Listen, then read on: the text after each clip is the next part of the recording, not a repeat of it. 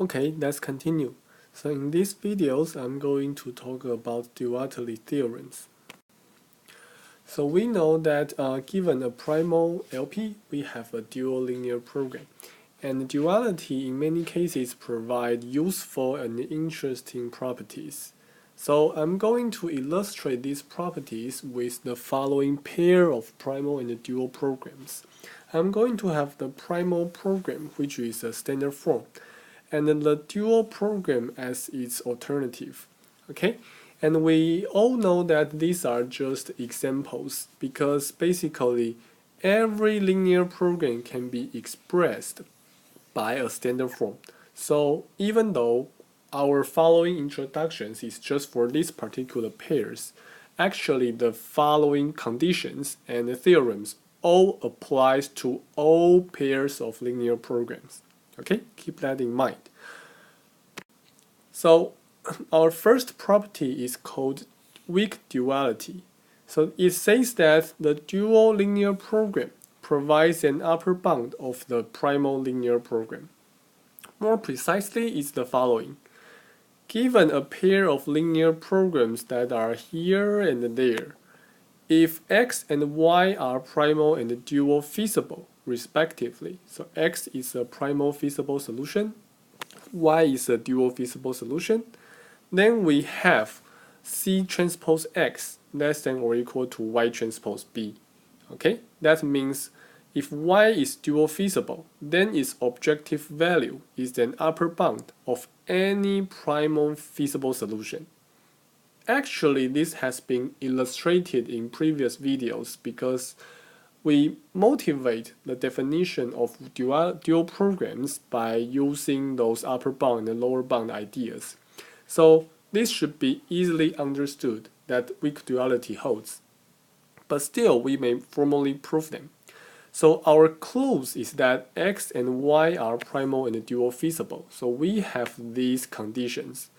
So as long as that are true, we have C transpose X, which is less than or equal to Y transpose AX.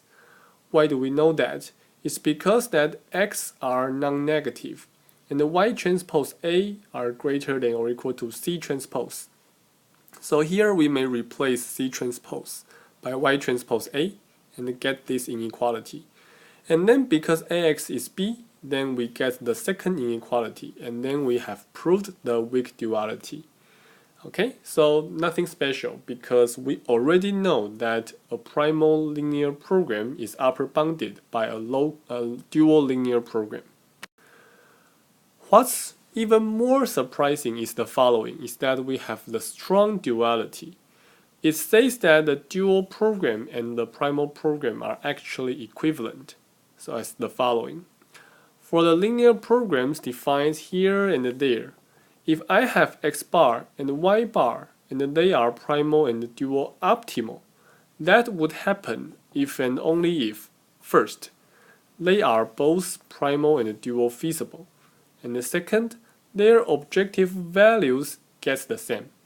So the concept is actually the following.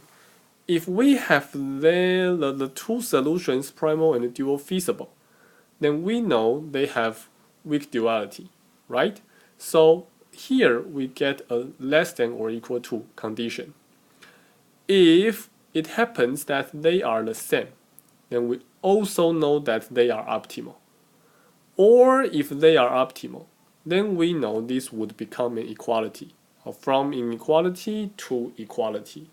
So this condition is very good in the sense that if we can solve a primal problem and get its objective value, then we know for the dual objective value, it will be exactly the same. So somehow that suggests that we don't need to solve the dual program again.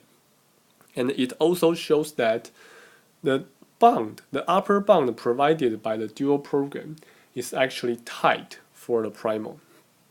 Okay, so let's try to prove this partially. So we're going to prove only this direction. If this condition is true, we show they are primal and dual optimal. So the thing is that given that they are all dual feasible, for dual feasible y, we have C transpose x bar, less than or equal to y transpose b for sure, because x bar is also primal feasible.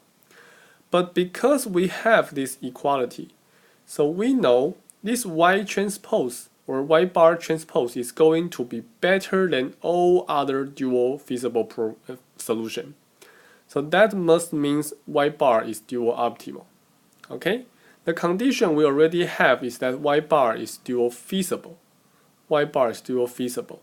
Then if y bar transpose b is that small, which is smaller than all other y transpose b, then y bar is optimal. So that's the idea. If we want to show the other side, well, it's a little bit more complicated, so I'm going to skip it. But if you want, you may ask me. It's not really hard.